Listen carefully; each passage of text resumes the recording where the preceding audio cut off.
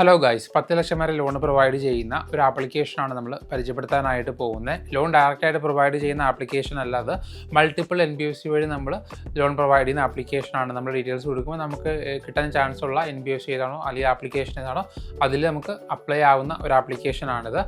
ആപ്ലിക്കേഷൻ്റെ ഡീറ്റെയിൽസ് ഞാൻ പറഞ്ഞുതരാം, എങ്ങനെ അപ്ലൈ ചെയ്യണമെന്ന് ഞാൻ പറഞ്ഞുതരാം. ആപ്ലിക്കേഷൻ ലിങ്ക് വീഡിയോയുടെ ഡിസ്ക്രിപ്ഷനിലുണ്ട്. വീഡിയോ കണ്ടതിന് ശേഷം നിങ്ങൾക്ക് താല്പര്യമുണ്ടെങ്കിൽ ഡയറക്റ്റ് അവിടെ നിന്ന് പോയിട്ട് അപ്ലൈ ചെയ്യാനായിട്ട് പറ്റും. വീഡിയോ മുഴുവനായിട്ട് സ്കിപ്പ് ചെയ്യാതെ കാണുക, കണ്ട് മനസ്സിലാക്കിയതിന് ശേഷം മാത്രം അപ്ലൈ ചെയ്യാനായിട്ട് ശ്രമിക്കുക. സോ ഏതാണ് ആപ്ലിക്കേഷൻ ഞാൻ പറഞ്ഞുതരാം. സോ വീഡിയോയിലോട്ട് പോകുന്നതിന് മുമ്പ് നിങ്ങൾ EMI കാർഡ്, പേ ലെറ്റർ കാര്യങ്ങളൊക്കെ യൂസ് ചെയ്യുന്ന വ്യക്തിയാണെന്നുണ്ടെങ്കിൽ ഈ പേ ലെറ്റർ അല്ലെങ്കിൽ EMI കാർഡ് ലിമിറ്റ് ഉണ്ടെങ്കിൽ ആ ലിമിറ്റ് നിങ്ങൾക്ക് ക്യാഷ് ആയിട്ട് കൺവേർട്ട് ചെയ്യണമെന്നുണ്ടെങ്കിൽ ഈ കാണുന്ന നമ്പറിൽ മെസ്സേജ് അയച്ചാൽ മതി. നമ്മൾ പ്രൊഡക്റ്റ് പർച്ചേസ് ചെയ്യിപ്പിച്ചുകൊണ്ട് നിങ്ങൾക്ക് അത് ക്യാഷ് ആയിട്ട് കൺവേർട്ട് ചെയ്ത് നിങ്ങൾക്ക് EMI ഒക്കെ തിരിച്ച് റീപേ ചെയ്യുന്ന രീതിയിൽ ചെയ്തു തരാനായിട്ട് പറ്റും. സോ എൻ്റെ കൂടുതൽ ഡീറ്റെയിൽസ് അറിയാനായിട്ട് വാട്സപ്പിൽ മെസ്സേജ് അയക്കുക. ഏതാണ് പേ ലെറ്റർ അല്ലെങ്കിൽ ഏതാണ് EMI കാർഡ്, അതിൻ്റെ ലിമിറ്റ് എത്രയാണെന്ന് അയക്കുക. നമ്മൾ അതിൻ്റെ ഡീറ്റെയിൽസ് പറഞ്ഞു തരുന്നതായിരിക്കും. നമ്മുടെ ആപ്ലിക്കേഷൻ്റെ പേര് ടാറ്റ ന്യൂ എന്നാണ്. നമുക്ക് എല്ലാവർക്കും അത്യാവശ്യം അറിയാവുന്ന ഒരു ആപ്ലിക്കേഷനാണ്. ലോൺ മാത്രം പ്രൊവൈഡ് ചെയ്യുന്ന ആപ്ലിക്കേഷൻ അല്ല. ഷോപ്പിംഗ്, ക്രെഡിറ്റ് കാർഡിൻ്റെ ഡീറ്റെയിൽസ്, അങ്ങനെ ഒരുപാട് യൂസ്ഫുൾ ആയിട്ടുള്ള സംഭവങ്ങളുള്ളൊരു ആപ്ലിക്കേഷനാണിത്. ഇതിനകത്ത് 10 ലക്ഷം വരെ ഇവർ ലോൺ പ്രൊവൈഡ് ചെയ്യുന്നുണ്ട്.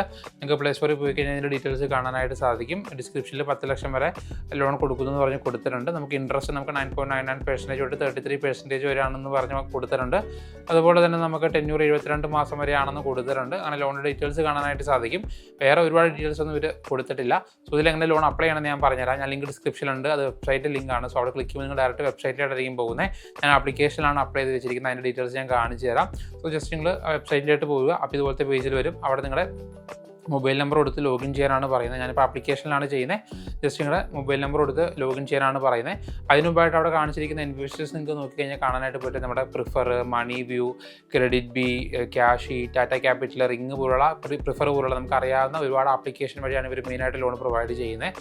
അതുകൊണ്ട് നമ്മൾ മൾട്ടിപ്പിൾ ആയിട്ടുള്ള ആപ്ലിക്കേഷനിൽ അപ്ലൈ ചെയ്യാതെ ഒറ്റയടിക്ക് നമുക്ക് ഈ ആപ്ലിക്കേഷൻ അപ്ലൈ ചെയ്യുമ്പോൾ അപ്രൂവൽ ഉണ്ടോ ഇല്ലയോ എന്ന് അറിയാനായിട്ട് സാധിക്കും. സോ അതിന് അപ്ലൈ ചെയ്യാനായിട്ട് നിങ്ങളുടെ മൊബൈൽ നമ്പർ ആദ്യം ടൈപ്പ് ചെയ്ത് കൊടുക്കുക. അതിനുശേഷം നിങ്ങളുടെ OTP കൊടുക്കുക. അപ്പോൾ ഇവിടെ എനിക്കിവിടെ പെർമിഷൻസ് ചോദിക്കുന്നുണ്ട്. ആപ്ലിക്കേഷൻ ആയതുകൊണ്ട് നിങ്ങൾക്ക് ചിലപ്പോൾ പെർമിഷൻ ചോദിക്കുന്നില്ല. നിങ്ങളുടെ അടുത്ത് ചിലപ്പോൾ ഫസ്റ്റ് നെയിമും ലാസ്റ്റ് നെയിമും പിന്നെ ഇമെയിൽ ID ആയിരിക്കും ചോദിക്കുന്നത്. അത് കൊടുക്കുക. അത് കൊടുത്തു കഴിയുമ്പോൾ നിങ്ങളുടെ പാൻ കാർഡിൻ്റെ നമ്പറും ഡേറ്റ് ഓഫ് ബർത്തും കാര്യങ്ങളും ജെൻഡറും കാര്യങ്ങളും ചോദിക്കും.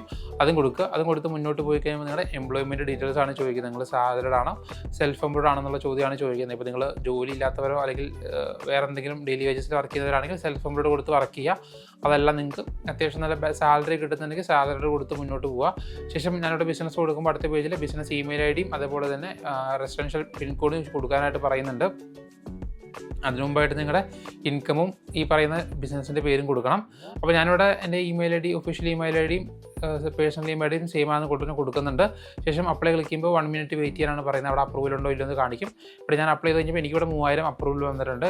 അതിൻ്റെ ലെൻഡർ വരുന്നത് ക്രേസി ബി ആണ്. ക്രേസി ബി എന്ന് പറയുന്നത് ക്രെഡിറ്റ് ബി എന്ന് പറഞ്ഞ ആപ്ലിക്കേഷൻ്റെ ലെൻഡറാണ്. അപ്പോൾ എനിക്ക് ക്രെഡിറ്റ് ബിയിലാണ് ഇവിടെ അപ്രൂവ് ആയിരിക്കുന്നത്. ഇൻട്രസ്റ്റ് നമുക്ക് 2.17% ആണ് പെർ മന്ത് വരുന്നത്. അതുപോലെ മാസം നമുക്ക് ടെന്യൂർ നമുക്ക് 4 മാസം വരെ വരുന്നുണ്ട്. പ്രോസസ്സിംഗ് ഫീസ് 186 രൂപ കഴിഞ്ഞ് 2814 രൂപയാണ് നമ്മുടെ അക്കൗണ്ടിൽ ക്രെഡിറ്റ് ആവുന്നതെന്ന് പറഞ്ഞ് കൊടുത്തിട്ടുണ്ട്.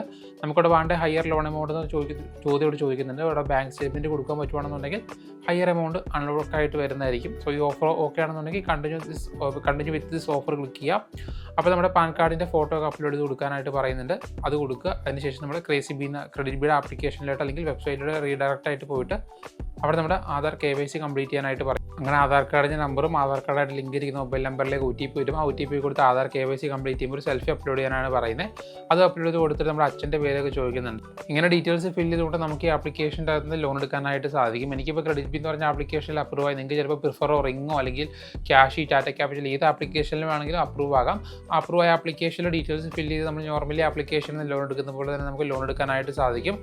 ചില ആപ്ലിക്കേഷനിൽ ഇനാച്ച് കംപ്ലീറ്റ് ചെയ്യേണ്ടി വരും. പിന്നെ ഈ അഗ്രിമെൻ്റ് ഒക്കെ സൈൻ ചെയ്ത് ബാങ്കിലേക്ക് ഫണ്ട് ട്രാൻസ്ഫർ ചെയ്തെടുക്കാനായിട്ട് സാധിക്കും. അത് ഓരോ ലോൺ ആപ്ലിക്കേഷൻ അനുസരിച്ചാണ് വരുന്നത്.